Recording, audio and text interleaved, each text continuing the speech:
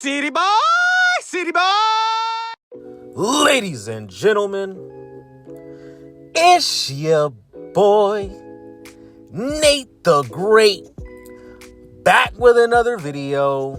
And you know we gotta go ahead and do a Monday Night Raw on Netflix review. And it's the Raw after Wrestlemania. And my initial thoughts on this show is that it really did not feel like it.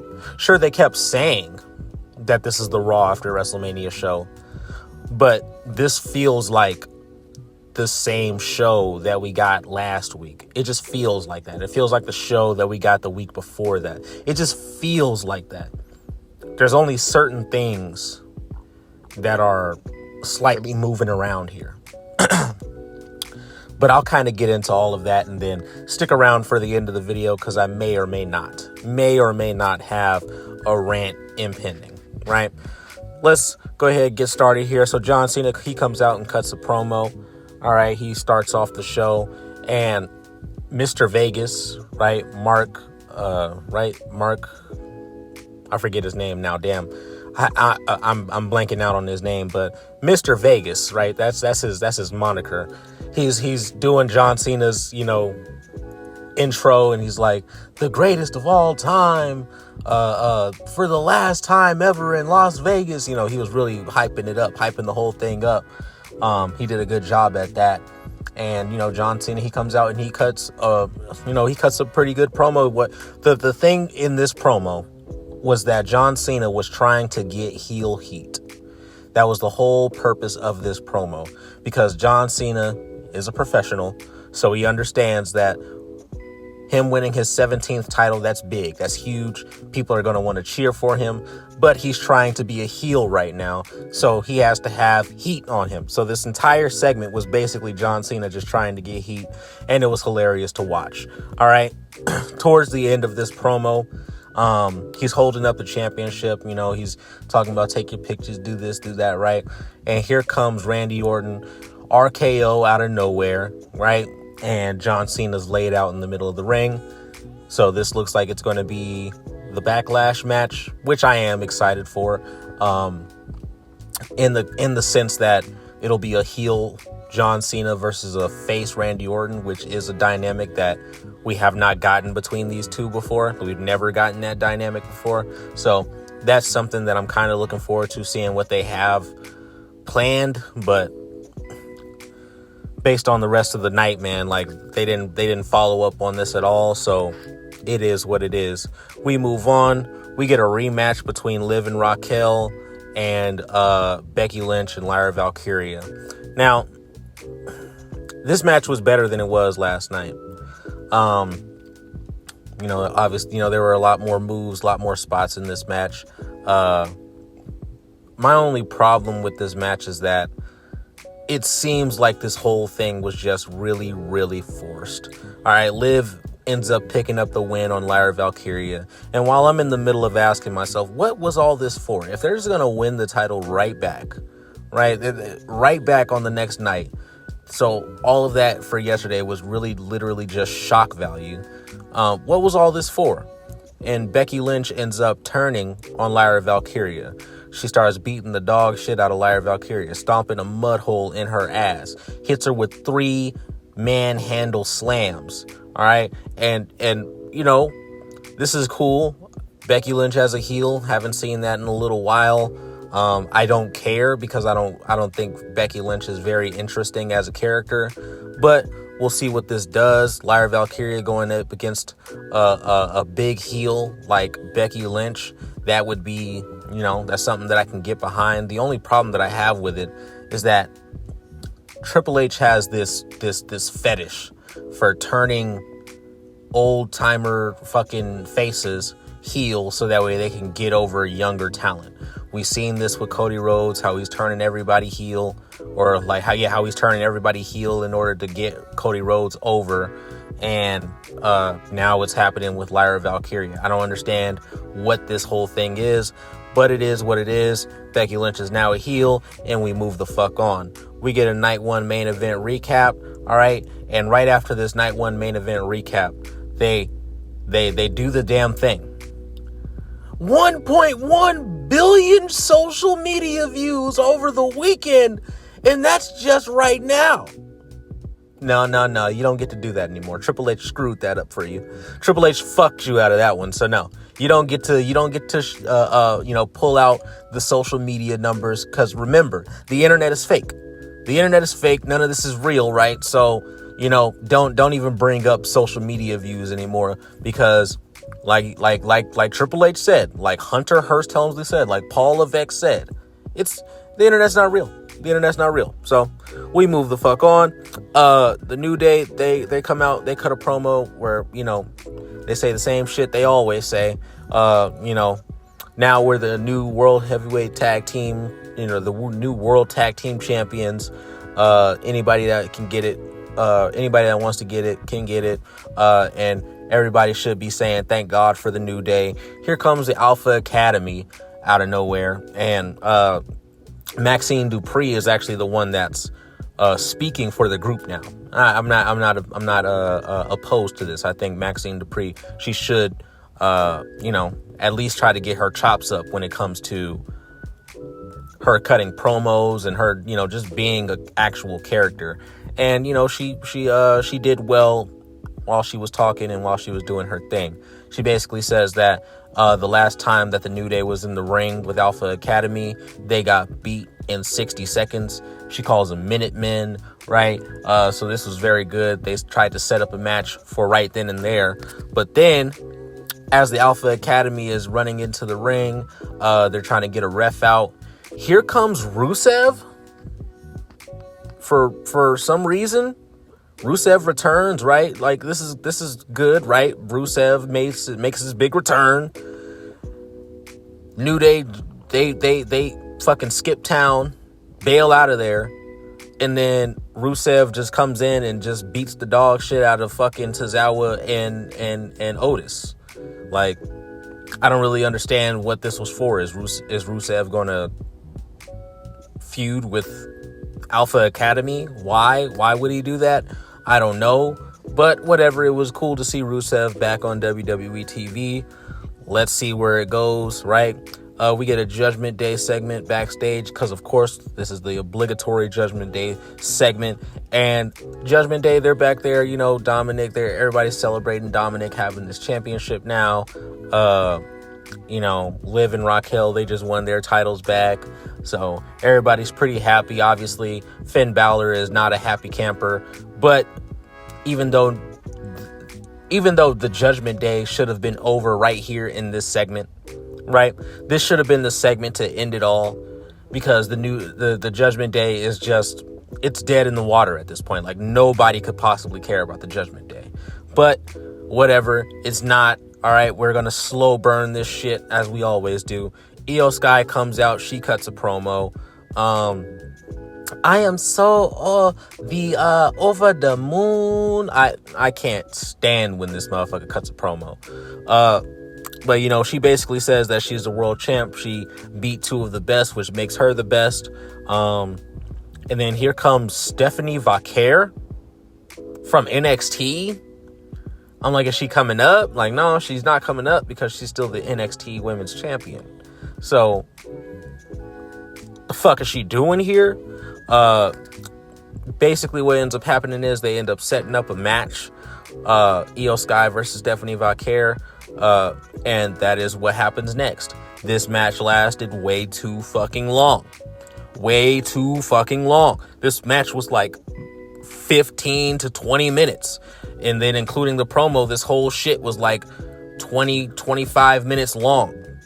Just for us to get to the end of the match, where fucking Julia and Roxanne Perez come out and cause a DQ. And I believe Iyo Sky won the match as a result of DQ.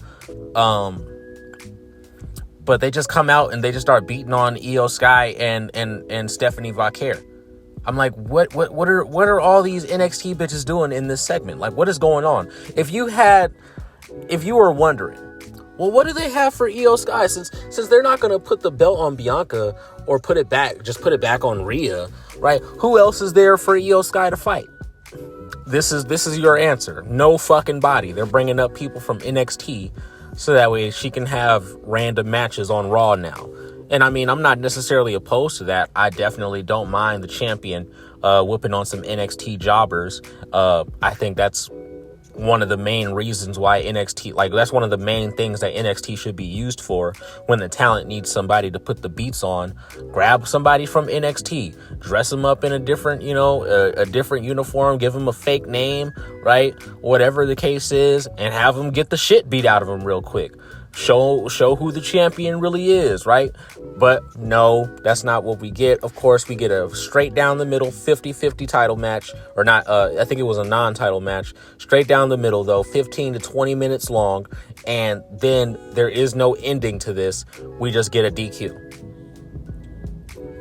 Rhea Ripley comes out to even the odds. She comes out, she beats the shit out of Julia, beats the shit out of Roxanne. They both run off. Rhea picks up the championship. Iyo Sky, she's like on her knees, and then she starts to get up. Rhea goes ahead and hands her back the championship, shows her a little bit of respect, and says, all right, I'm going to come for that. I'm not excited for this at all. I don't care about this match at all. Like, I genuinely, I could give a fuck or a fuck less. Who knows?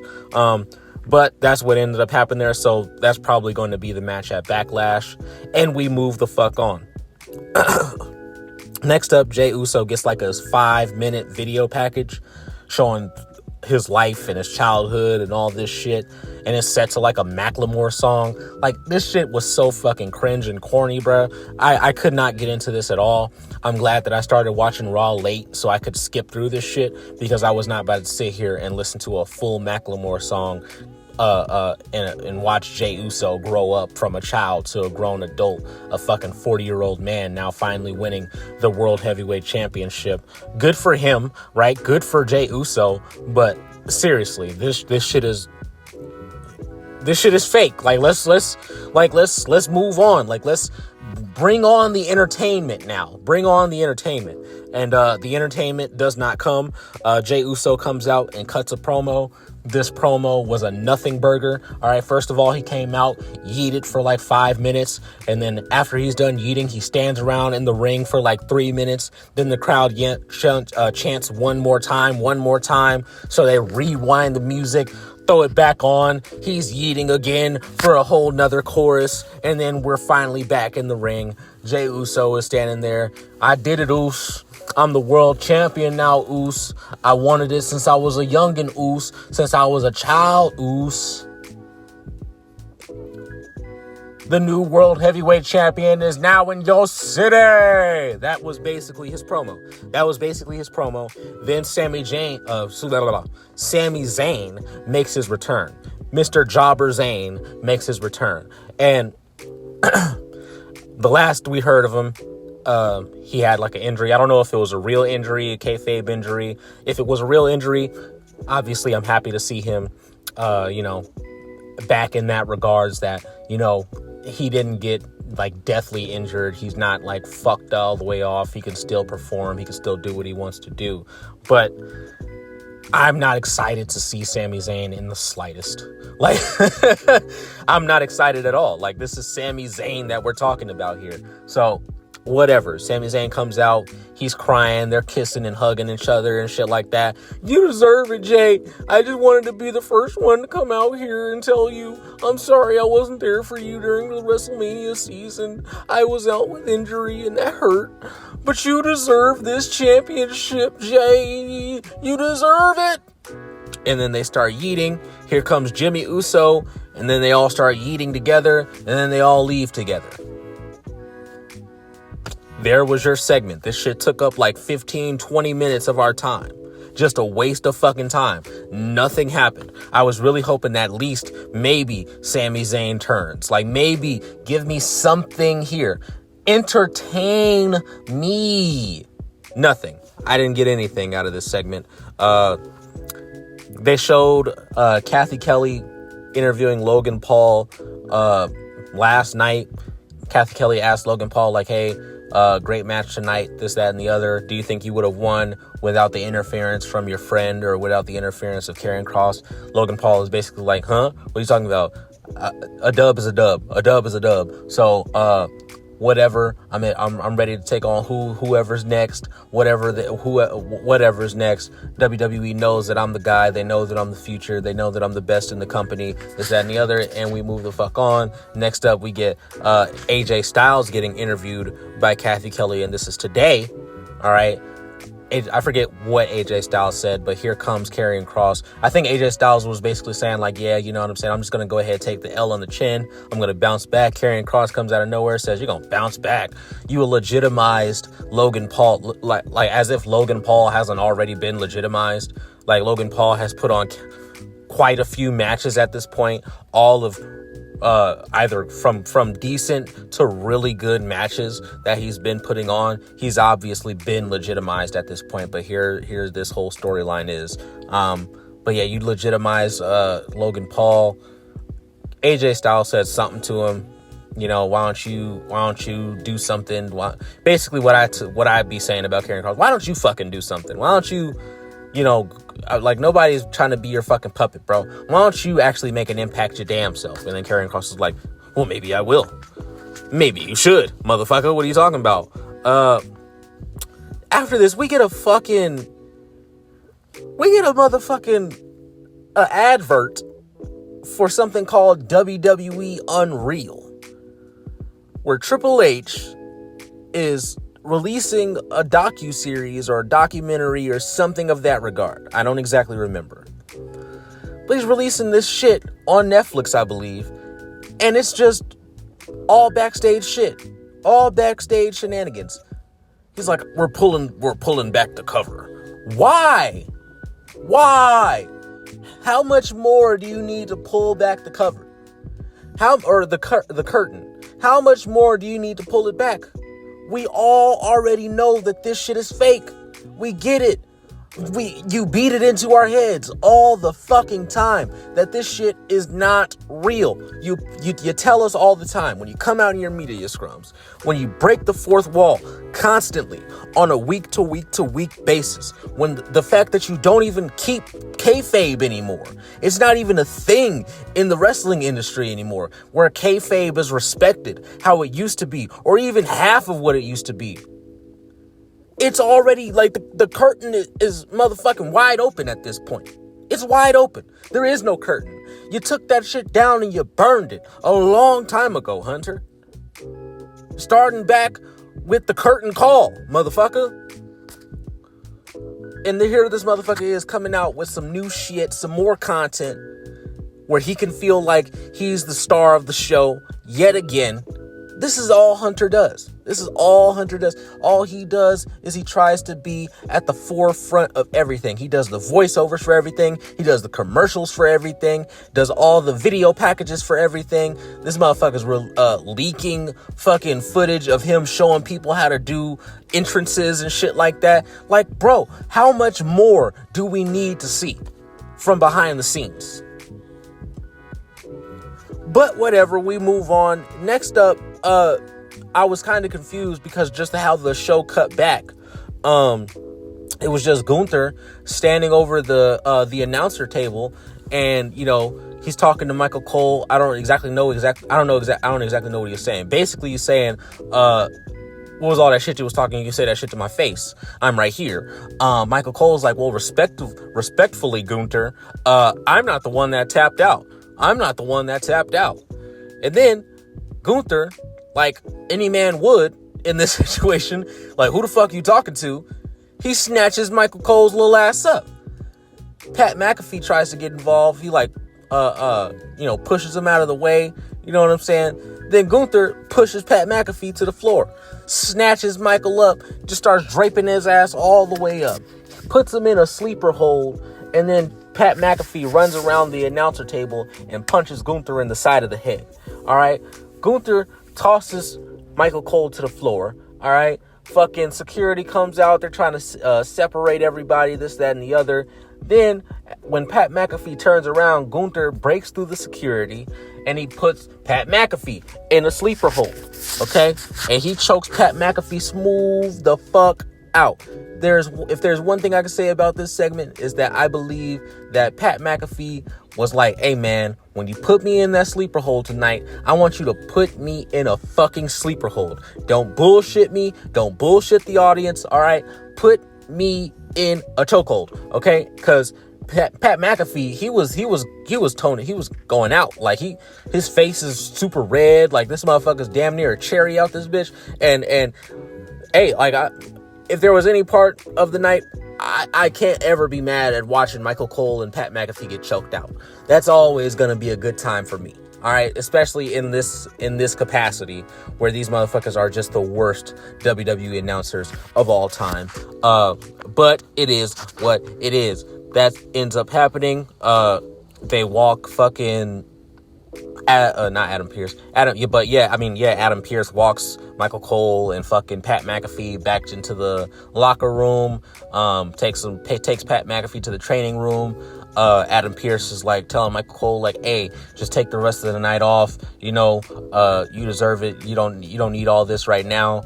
Michael Cole's like, no, I'm not gonna let some bully just turn me around. And he just starts walking back to the ring. Adam Pearce is like, well, good for that guy. Michael Cole comes back up. Joe Tessitore is now on the microphone. So now we have Joe Tessitore and Michael Cole. Joe Tessitore is Michael Cole. He is Michael Cole. He's just Michael Cole with a deeper voice. And we have two of the most bland, boring motherfuckers that have ever existed on the WWE commentary team. Joe Testicles is a boxing commentator. That is what he's good at. That's all that he's good. I don't want to say that's all that he's good at. He's he's a very talented individual. But that's what I know him from. I know him as a boxing commentator. All right. He is not good at this job. And now we have two of the most bland motherfuckers in WWE history on the commentary table, commentating for the rest of the night. Joe Testicle's like, oh, well, Michael Cole, are you okay? Is everything all right? Do you need anything? It was shocking what Gunther did to you. Michael Cole's like, yeah, I mean, it's all right. I'm good. I'm gonna do my job. This part. This is where I couldn't do it. All right, because Michael Cole is basically like, Adam Pearce has to do something about Gunther because we can't be doing our job. If we can't do our job and commentate and have fun and announce and give analysis and give our opinions on the show, then there is no point in us even being here. And I'm like, y'all can go. You know what I mean? Like, y'all can go. I won't be mad if y'all just left. You know what I mean? But whatever. That's what that was. Next up, we get Dom versus Penta. All right. Dom wins the match. I don't care about this match. Dom ended up winning. I'm not even gonna lie. I skipped all the way through this match. I did not give a fuck. I stopped when I saw the ending where JD or Penta was on he was on the top ropes. JD McDonough makes his miraculous return and he like swipes fucking Penta off the top of the ropes. Carlito's outside also causing a ruckus. He swipes him off the top of the rope. Here comes Dom, hits Penta with the 619. 1, 2, 3 in the middle of the ring. Penta is officially buried a mid-card jobber. Remember just a few months ago when Penta made his return and I said, Penta is the flavor of the month. I meant that shit, and this shit is unfolding right in front of your eyes. This motherfucker has beat nobody except for Chad Gable, Pete Dunne, and Ludwig Kaiser. Besides that, he has won nothing. He has defeated nobody. Like, he is not... He's a fucking jobber. That is what he is. But, JD McDonough, he makes his return, and like just the same as Sami Zayn, I do not care about JD McDonough as far as who he is as a character, because he doesn't have a character at this moment. All right. But I am glad to see that he's okay. I'm glad to see that he's doing good. Last time we saw JD McDonough, he was smacking the back of his fucking cranium onto the announce table, and that was just really hard to watch doing that dangerous spot. So there's that. Judgment Day, they're almost all back together, but obviously Finn Balor, he still feels some kind of way. So while everybody else is celebrating, Finn Balor is being very hesitant about the whole thing.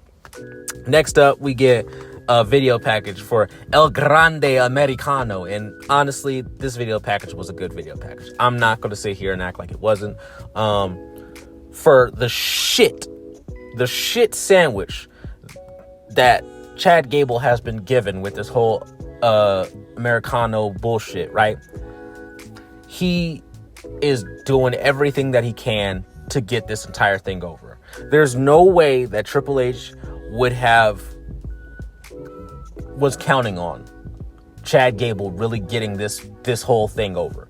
But Chad Gable has done everything in his power to get this over, and suddenly the audience is reacting. The audience is saying that he's the greatest of the greatest luchador of all time, this, that, and the other. He's cutting these great video packages. His entrance at WrestleMania 41 was spectacular with all the with the whole mariachi band and everything that he had, right? The fucking sepia tone, camera angle that they were given, camera shots that they were given, that all of it was great. I love it.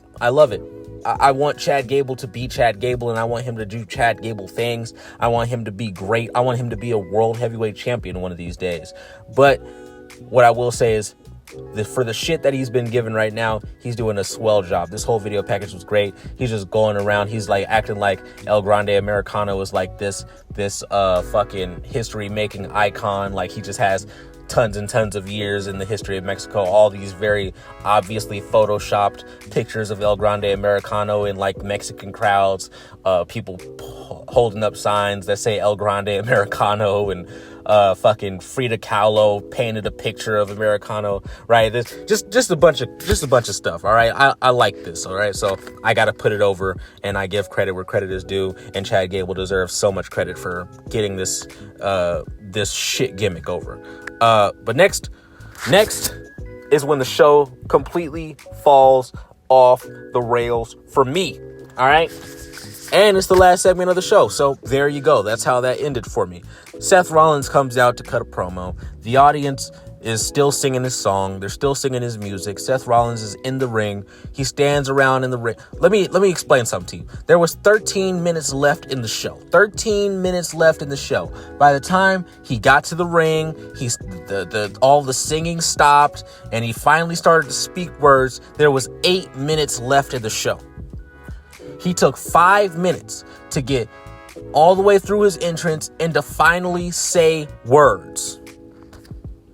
So that was some bullshit. He starts to say words. I'm a visionary. I'm a revolutionary. I took a wise man from Rome and I took a best friend from CM Punk. Here comes CM Punk. CM Punk stares at Seth. He stares at fucking Paul Heyman. And he runs down the ramp and he starts putting the beats on Seth Rollins. Okay, he starts stomping a mud hole in his ass in the middle of in one of the corners. Okay, then he runs up on Paul Heyman. All right, he's about to beat the shit out of Paul Heyman, but here comes Seth Rollins from behind. No diddy. And he starts putting the beats on fucking CM Punk. So CM Punk is now out of commission. Here comes Roman Reigns. All right, here comes Roman Reigns. All right, well, first of all, Paul Heyman was like, you did this, you made me do this, that, and the other, right? But then here comes Roman Reigns. Roman Reigns comes down to the ring, sprints down to the rings, and he spears Seth Rollins. Seth Rollins goes out of the ring. Roman Reigns then sets up a Superman punch for Paul Heyman, and it connects. Okay, Paul Heyman took a bump, right? Crazy, right? It's like, that's just what Paul Heyman does after WrestleMania. So he has to take a bump so that way the company can get some hype.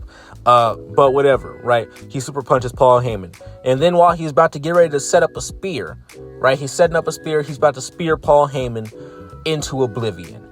Out of nowhere, here comes an a mysterious, hooded figure. And he spears Roman Reigns out of midair.